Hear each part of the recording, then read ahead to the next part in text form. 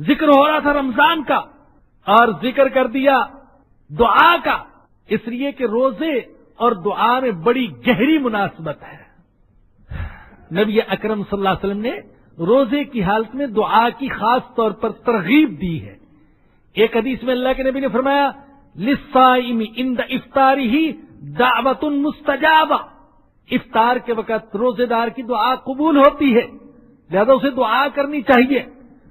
حضرت عبداللہ بن عمر رضی اللہ عنہما کے بارے میں آتا ہے اذا افطر دعا اہلہ وولدہ ودعا، جب افطار کا وقت آتا سارے گھر والوں کو اکٹھا کر لیتے اور اجتماعی طور پر دعا کرتے، اور دعا یہ کیا کرتے تھے عام طور پر اللہم انی اسألک برحمتک التی وسعت کل شیء ان تغفر لی، اے اللہ میں تجھ سے سوال کرتا ہوں تیری اس رحمت کے واسطے سے جس رحمت نے پوری کائنات کو اپنے اندر لیا ہوا ہے، اے اللہ اس رحمت کے واسطے سے سوال کرتا ہوں کہ مجھے معاف فرما دے، میری بخشش فرما دے۔